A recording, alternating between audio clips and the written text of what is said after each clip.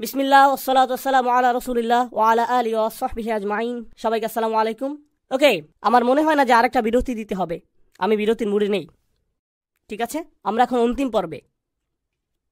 ঠিক আছে, তো আমরা ষষ্ঠ অনুচ্ছেদে রয়েছি। এটা শুরু করার আগে আমি আপনাদের সাথে এ পর্যন্ত যা আলোচিত হয়েছে তার একটা পুনরালোচনা করতে চাই। ভূমিকাটি ছিল কোরআন নিয়ে আর সেই মানুষদের নিয়ে যারা এটাকে অস্বীকার করে। দ্বিতীয় অনুচ্ছেদটি ছিল, আমি ভুলে গেছি কি ধরনের ইতিহাস, আপনাদের মনে আছে? সেই শহর, তিনজন রাসূল এবং সেই একাকী ঈমানদার। ঠিক আছে, এটা দ্বিতীয় অনুচ্ছেদ। তৃতীয় অনুচ্ছেদটির বিষয় কি ছিল?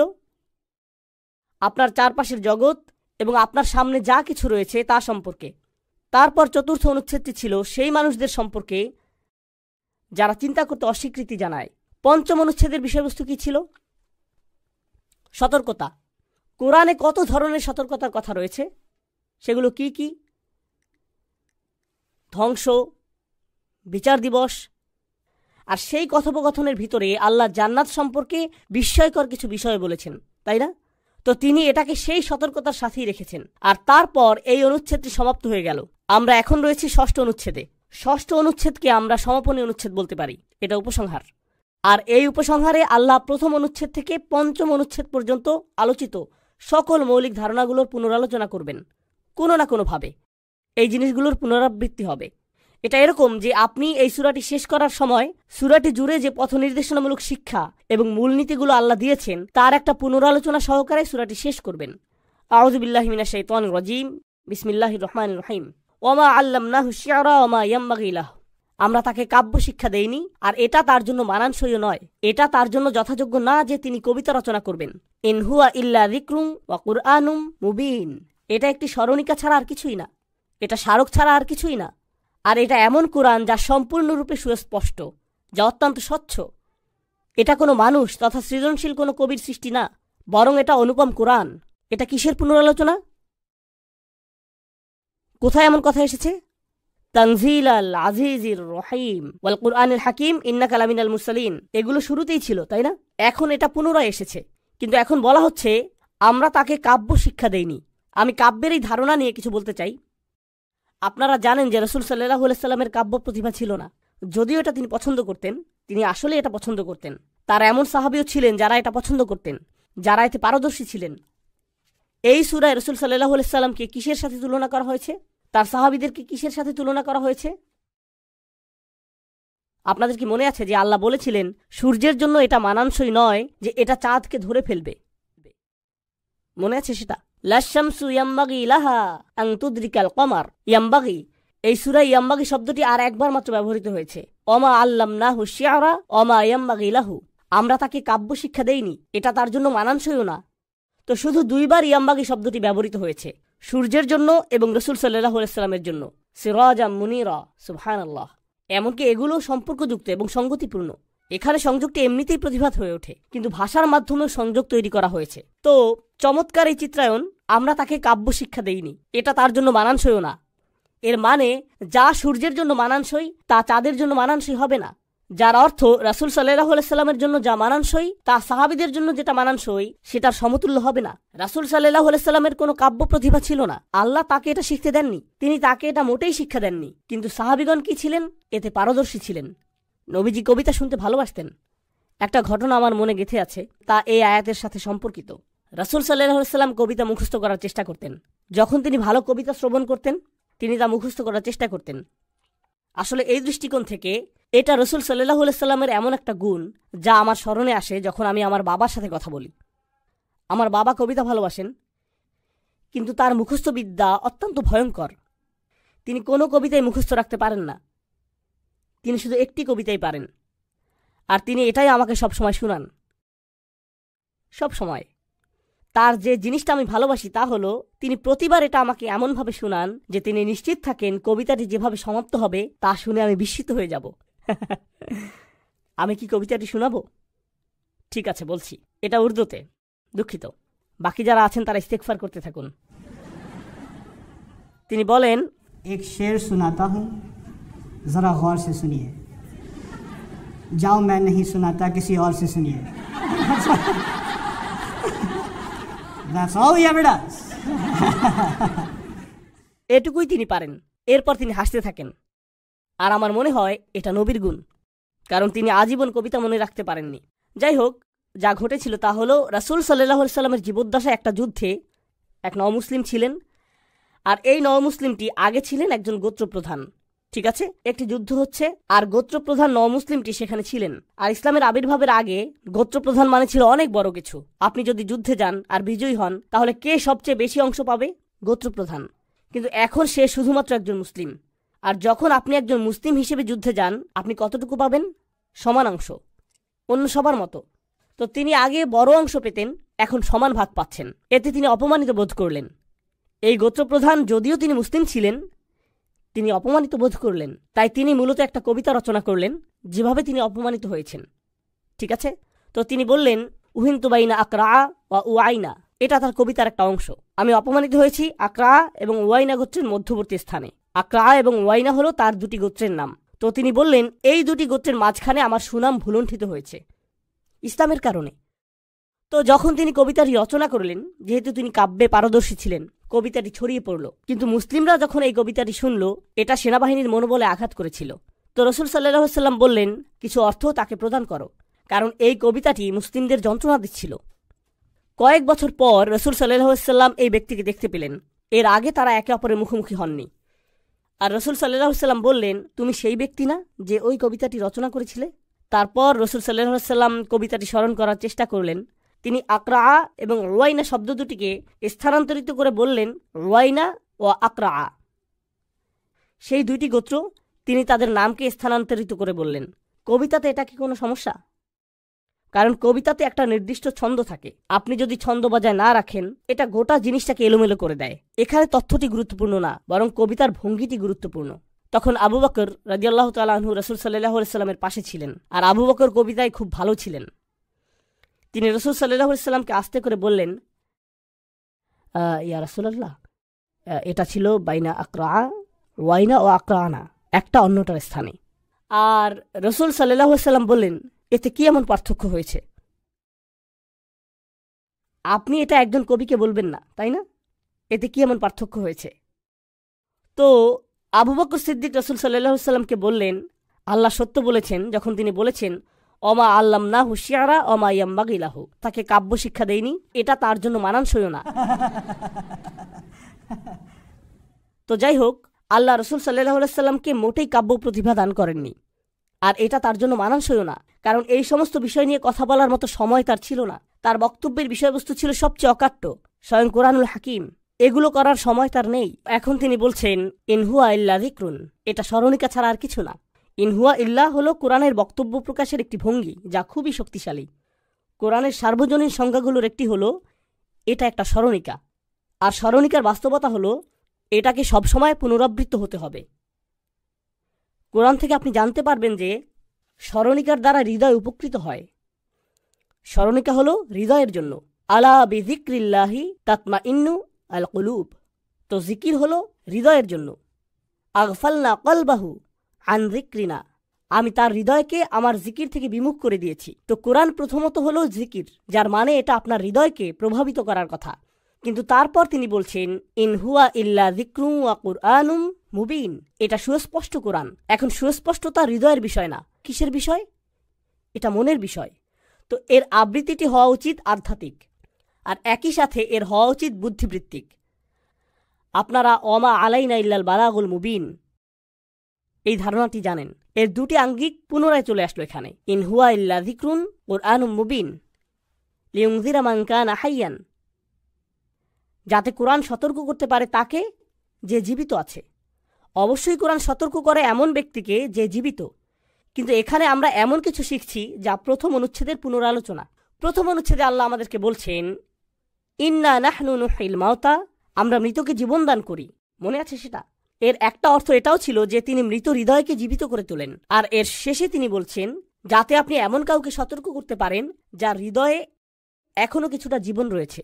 মান কানা হাইয়ান ওয়া ইয়াহিকাল কওলু আলাল কাফিরিন, কাফেরদের বিরুদ্ধে সত্য সম্পূর্ণরূপে সুস্পষ্ট হয়ে যাবে। কাফেরদের বিরুদ্ধে এই বাণীটি সম্পূর্ণরূপে সুস্পষ্ট হয়ে যাবে। ইয়াহিক্কাল কওলু আলাল কাফিরিন, প্রসঙ্গক্রমে ইয়াহিক্কাল কওলু আলাল কাফিরিন ঠিক অনুরূপ একটি বাক্য আগেও এসেছে, যখন আল্লাহ বলছেন লাকাদ হাক্কাল কওলু আলা আকসারিহিম।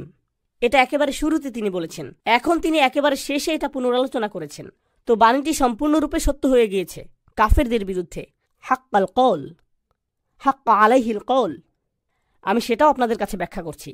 যখন আপনি কোনো কিছুর যোগ্য হয়ে ওঠেন, যেমন আমি যদি বলি যে আমি আপনাকে শাস্তি দিব, আমি যদি আমার ছেলে ওয়ালিদকে বলি যে আমি তোমাকে শাস্তি দিব, আমি তোমার লেগোগুলো নিয়ে যাব।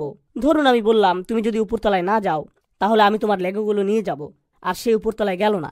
তখন আমি লেগোগুলো নিয়ে গেলাম, নিয়ে যেতে যেতে আমি বললাম লাকাদ হাক্কাল কওলু আলাইকা, বাণীটি তোমার জন্য সত্যে পরিণত হলো, অর্থাৎ সতর্কতাটি বাস্তব হয়ে গেল। তো হাক্কাল কওল শুধুমাত্র এটা না যে কারো কাছে সত্য পরিষ্কার হয়ে গেল অথবা বাণীটি কারো কাছে পরিষ্কার হয়ে গেল, বরং এর অর্থ এটাও যে যেই সতর্কতা তাকে দেয়া হয়েছিল সে তার যোগ্য। তো এখন ইয়াহিক্কাল কওলু আলাল কাফিরিন এর অর্থ হলো এমনকি কাফেররাও সম্পূর্ণরূপে জ্ঞাত যে এটাই সত্য, যদিও তারা এটা নিজেদের ভিতরে লুকিয়ে রাখে যে এখন তারা নিকৃষ্টতম শাস্তির যোগ্য হয়ে গিয়েছে। ইয়াহিক্কাল কওলু আলাল কাফিরিন। প্রশ্ন হলো, আল্লাহ কি এই সূরাতেই শাস্তিটির কথা বলেছেন? এটা শুরু হয়েছে সত্যের সকল রাস্তা থেকে তাদেরকে অবরুদ্ধ করা দিয়ে। তারপর এটা তাদেরকে নিয়ে যায় এমন জাতিতে যারা ধ্বংসপ্রাপ্ত হয়েছে, যা তাদেরকে নিয়ে যায় বিচার দিবসে, যা তাদেরকে নিয়ে যায় জাহান্নামে। ইয়াহিক্কাল কওলু আলাল কাফিরিন।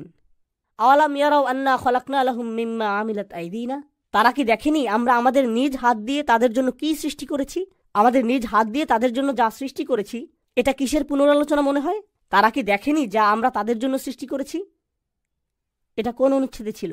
সেটা ছিল 3য় অনুচ্ছেদে, তাই না? আপনার চারপাশের জগৎ। আর এখন তিনি বলছেন আনআমান, যা আমরা নিজ হাতে সৃষ্টি করেছি, যা হলো গবাদি পশু, গরু।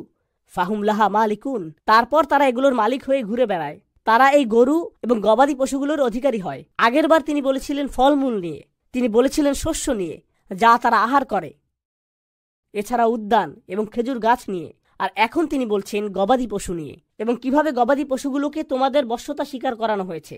কোরআনে আল্লাহ প্রায় এমন পশু নিয়ে কথা বলেছেন যেগুলোর উপর আপনার নিয়ন্ত্রণ রয়েছে, যেমন ঘোড়া, গরু, উট।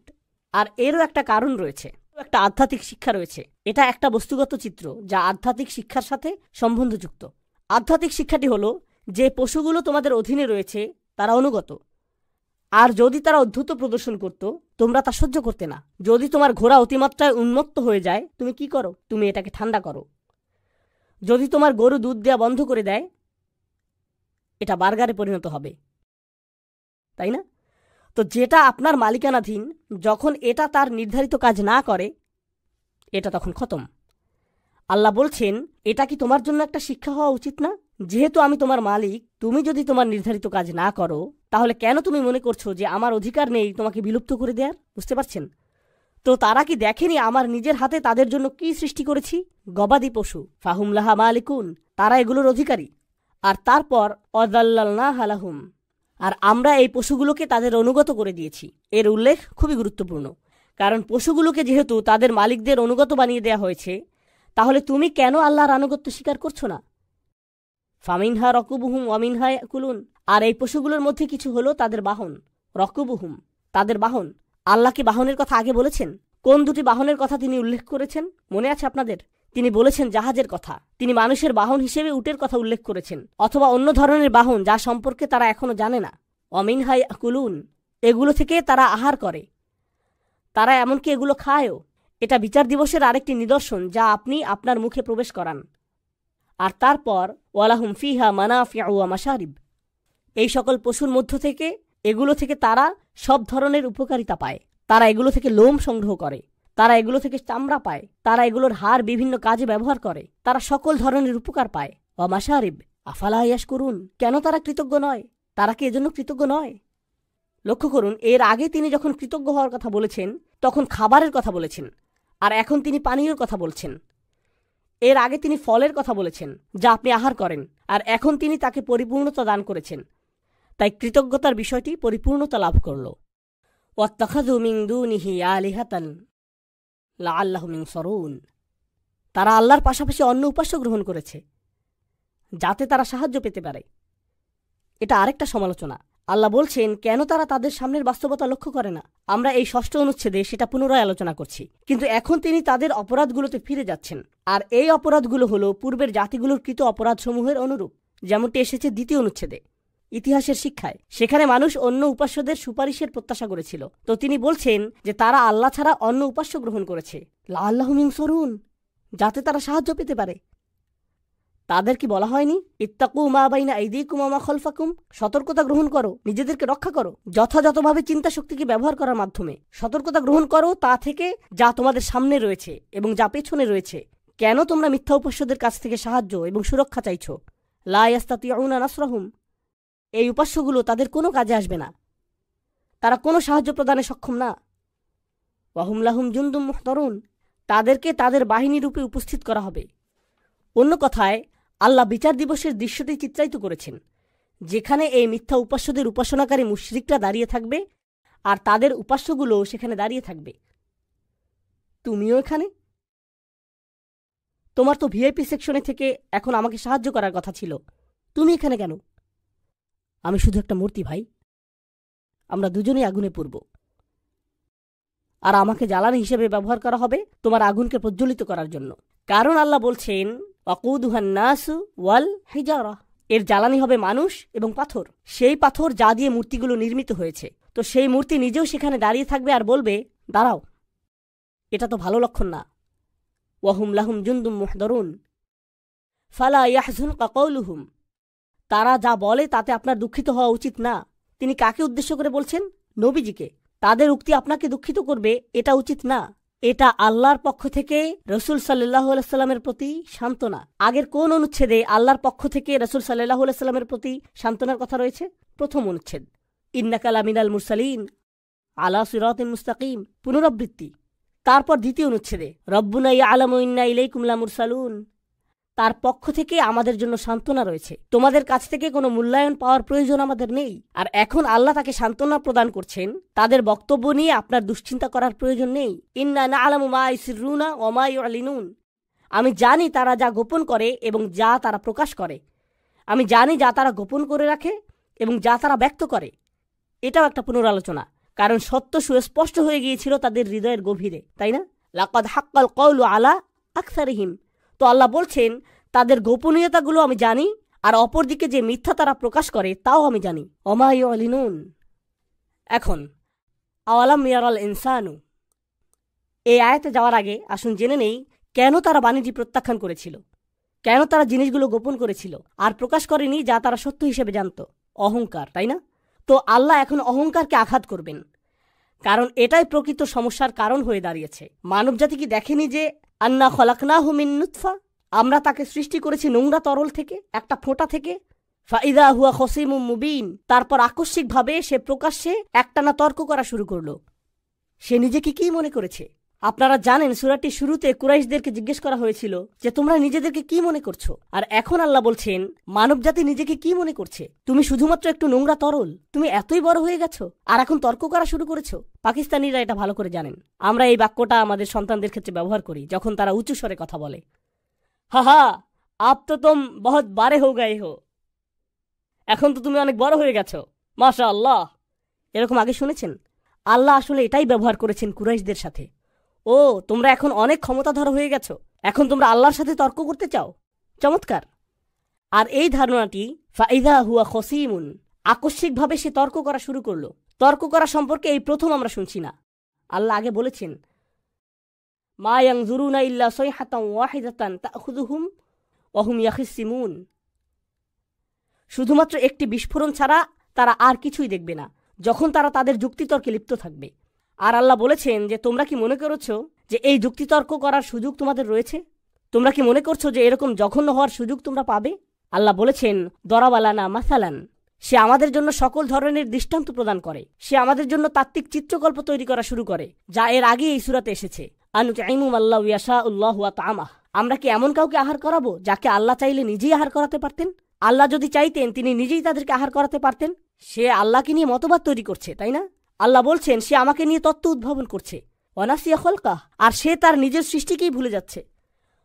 ক্বালা মা ইউহিল ইযাম ওয়া হিয়া রামীম, তার ধৃষ্টতা হয়েছে এটা জিজ্ঞেস করার যে কে সেই হাড়ের মাঝে জীবন ফিরিয়ে দেবে যখন তা মাটিতে মিশে যাবে।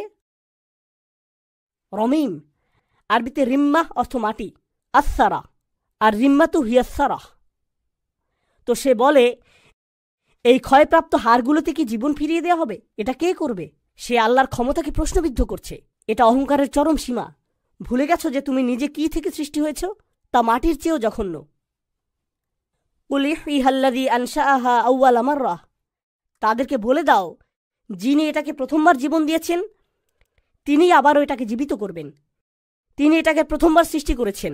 আল্লাহ যে মৃতকে জীবন দান করেন এই ধারণাটি কি নতুন আসলো নাকি এটা আগেও এসেছে? এখানে আবারও পুনরাবৃত্তি হল। ওয়াহুয়া বিকুল্লি খলকিন আলিম, আর তিনি সকল ধরনের সৃষ্টি সম্পর্কে অবগত। সকল ধরনের সৃষ্টির ব্যাপারে তিনি সর্বদা অবগত। আল্লাহ সকল ধরনের সৃষ্টি সম্পর্কে জানেন। এই একটি উক্তি হল গোটা তৃতীয় অনুচ্ছেদটির পুনরালোচনা, যেখানে ছিল আল্লাহর সৃষ্ট নিদর্শনগুলোর বর্ণনা। এই সবগুলো এখানে আবারও ধারণ করা হলো, যা মানুষ নিজেদের হাতে তৈরি করে, যা তারা নিজেদের হাতে তৈরি করতে পারে না, যা তারা নিজেদের মুখ দিয়ে আহার করে, পশু পাখিগুলো যা তাদের সেবায় নিয়োজিত। আল্লাযী জাআলা লাকুম মিনাশ শাজারিল আখদারি নারা, এই আয়াতটি অসাধারণ। তিনি সবুজ বৃক্ষ থেকে তোমাদের জন্য আগুন সৃষ্টি করেছেন। ফাইযা আনতুম মিনহু তুকিদুন, তোমরা এটা থেকে আগুন জ্বালাও। এই সূরা থেকে এই প্রথম আমরা বৃক্ষ সম্পর্কে জানছি। কারো কি মনে আছে এই সূরায় বৃক্ষের কথাটা কোথায় এসেছে? খেজুর গাছ। খেজুর গাছগুলো কিসের সারণিকা? জান্নাতের। আর এই গাছই আগুন তৈরিতে ব্যবহৃত হয়, যা একটা স্মরণিকা হওয়া উচিত জাহান্নামের। এটা কি অবিশ্বাস্য না? দুইবার তিনি বৃক্ষের কথা বলেছেন। একটি বর্ণনা জান্নাতের কথা স্মরণ করিয়ে দেয়, অপর বর্ণনা স্মরণ করিয়ে দেয় জাহান্নাম। কিন্তু তিনি এখানে যা বলেছেন তা লক্ষণীয়। তিনি বলেছেন যে তিনি একটি সম্পূর্ণরূপে সবুজ বৃক্ষকে আগুনে পরিণত হওয়ার সক্ষমতা দান করেছেন। কিন্তু এটা নিজে থেকে আগুনে পরিণত হয় না। ফলমূলগুলো নিজে থেকেই উৎপাদিত হয়, এর সৌন্দর্য নিজে থেকেই সৃষ্টি হয়, কিন্তু আগুন নিজে থেকে সৃষ্টি হয় না। ফাইযা আনতুম মিনহু তুকিদুন, তোমাদের নিজেদেরকে এটা জ্বালাতে হয়, তোমাদের নিজেদেরকে এই সবুজ বৃক্ষকে নিয়ে আগুনে পরিণত করতে হয়। আল্লাহ এখানে কি বলছেন? আল্লাহর দৃষ্টিতে জান্নাতের পথটি হলো স্বাভাবিক, কিন্তু তুমি নিজে স্বাভাবিকতার বিপরীতে গিয়ে আল্লাহ যে প্রকৃতি দিয়ে তোমাকে সৃষ্টি করেছেন তা ধ্বংস করছো, আর জাহান্নামের আগুনে নিজেকে নিক্ষেপ করছো। আল্লাহ তোমাকে জাহান্নামে নিক্ষেপ করেননি, তুমি নিজেই এটা জ্বালিয়েছ। ফাইযা আনতুম মিনহু তুকিদুন, কি অবিশ্বাস্য এটা! চিত্রটি কিভাবে পূর্ণতা পেল! বৃক্ষের প্রতি আপনার দৃষ্টিভঙ্গি আর আগের মতো নেই। এই দুইটি আয়াত দ্বারা শুরুতে যেটা উন্মুক্ত ছিল, এখন এই আয়াতে তা পূর্ণতা পেল। তিনি বললেন, আওয়ালাইসাল্লাযী খালাকাস সামাওয়াতি ওয়াল আরদ, এটা কি সম্ভব না তার জন্য যিনি আকাশসমূহ এবং পৃথিবী সৃষ্টি করেছেন? বিকাদির, সম্পূর্ণরূপে সক্ষম। আলা আন ইয়াখলুকা মিসলাহুম, যে তিনি তাদের অনুরূপ সৃষ্টি করতে পারবেন। বালা, অবশ্যই। ওয়া হুয়াল খাল্লাকুল আলিম, তিনি সেই সত্তা যিনি বারবার সৃষ্টি করেন। এখন এই আয়াত সম্পর্কে একটা বিষয় হলো, তিনি আকাশসমূহ এবং পৃথিবী সৃষ্টি করেছেন। কয়টি আকাশ রয়েছে? আপনি কয়টিতে গিয়েছেন? আপনি একটিতে গিয়েছেন। যদি আপনি বিমানে চড়ে থাকেন তাহলে একটি আকাশের কিছু অংশে গিয়েছেন, তাই না? আমরা কি 7 আসমান দেখতে পারি? আমরা কি জানি এগুলো কোথায় শুরু হয়েছে আর কোথায় শেষ হয়েছে? না, সেটা অদৃশ্য জগৎ। আল্লাহ সৃষ্টি করেছেন অদৃশ্য এবং দৃশ্যমান জগৎ। আকাশের বেশিরভাগই অদৃশ্য, আর পৃথিবী হল দৃশ্যমান। সেই সত্তা যিনি দৃশ্যমান এবং অদৃশ্য জগৎ সৃষ্টি করেছেন। প্রত্যেকবার যখন তিনি দৃশ্যমান কোনো কিছু সৃষ্টি করেন, সেটা আপনার মনে অদৃশ্য জগৎ সম্পর্কেও চিন্তার খোরাক যোগায়। খালাকাস সামাওয়াতি ওয়াল আরদ, তিনি কি আপনাকে পুনরায় সৃষ্টি করতে সক্ষম নন? দৃশ্যমান জগৎ নিয়ে এতটা আচ্ছন্ন থাকার কারণে আপনি অদৃশ্য জগতে আল্লাহর ক্ষমতা সম্পর্কে সন্দেহ পোষণ করেন। বালা, তিনি অবশ্যই এতে সক্ষম। ওয়াহুয়াল খাল্লাকুল আলিম, তিনি সেই সত্তা যিনি বারবার সৃষ্টি করেন। তিনি সকল জ্ঞানের অধিকারী। ইন্নামা আমরুহু ইযা আরাদা শাইআন, তার বিষয় তো শুধু এই যে যখন তিনি কোনো কিছু করার ইচ্ছা পোষণ করেন, আন ইয়াকুলা লাহু কুন, তিনি এটাকে বলেন হয়ে যাও, অস্তিত্বে চলে আসো, ফায়াকুন, আর এটা হয়ে যায়। জানেন এই আয়াতটি দিয়ে কি বোঝাচ্ছে?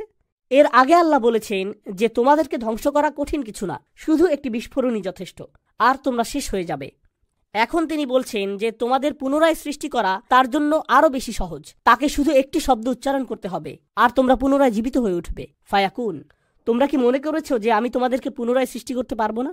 এটা শুধুমাত্র একটা শব্দ উচ্চারণ করার মতোই সহজ। সুবহানাল্লাহ। প্রসঙ্গক্রমে আল্লাহর বাণী জীবন নিয়ে আসে। এই আয়াতে কোন শব্দটি জীবন নিয়ে আসছে, তাই না?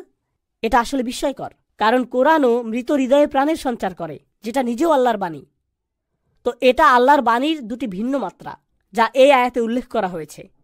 আর এখন আপনি উপলব্ধি করলেন সেই জীবন সঞ্চারী শক্তি এবং অদৃশ্যের সাথে দৃশ্যমান জগতের জোড়াবদ্ধতার শক্তি। প্রসঙ্গক্রমে সব ক্ষেত্রেই আপনি জোড়াবদ্ধতার বিষয়টি পাচ্ছেন, যেহেতু আল্লাহ জিনিসগুলোকে জোড়াবদ্ধভাবে সৃষ্টি করেছেন। আর তারপর তিনি বলেছেন যে একমাত্র সত্তা যার কোনো জোড়া নেই তিনি হলেন আল্লাহ। তো সূরাটি সমাপ্ত হচ্ছে এই বলে, ফাসুবহানাল্লাযী বিয়াদিহি মালাকুতু কুল্লি শাইইন। উৎকর্ষময় সেই সত্তা, শুধুমাত্র যার হাতে রয়েছে সকল কিছুর রাজত্ব এবং মালিকানা। তিনি সকল কিছুর মালিক। প্রসঙ্গক্রমে এমনকি মালিকানার বিষয়টিও একটি পুনরালোচনা, কারণ তোমরা গবাদি পশুর মালিক। ফাহুম লাহা মালিকুন। তারা পশুগুলোর মালিক, কিন্তু আল্লাহ বলছেন তোমরা আসলে কোনো কিছুরই মালিক নও। সকল জিনিসের মালিকানা তারই। আর তারপর তিনি যোগ করছেন, ওয়া ইলাইহি তুরজাউন। একমাত্র তার কাছেই তোমাদেরকে ফিরিয়ে নেওয়া হবে। এখন ফিরিয়ে নেয়ার বিষয়টিও একটি পুনরালোচনা, কারণ মনে আছে সেই ইমানদারের কথা যাকে হত্যা করা হয়েছিল? জানেন তিনি কি বলেছিলেন? তিনি বলেছেন, ফাতরানি ওয়া ইলাইহি তুরজাউন। তিনি আমাকে সৃষ্টি করেছেন আর তোমরাও তার কাছে ফিরে যাবে। কিন্তু যখন তিনি এটা বললেন, তারা তাকে হত্যা করল। এখন আল্লাহ নিজেই এই কথা বলছেন, আমি নিজে তোমাদের বলছি যে তোমাদেরকে আমার কাছে ফিরিয়ে আনা হবে। এখন তোমরা কি করো আমি তা দেখতে চাই। তোমরা এজন্য আমার ইমানদারদের হত্যা করেছ। এখন আমি নিজেই এ কথা বলছি।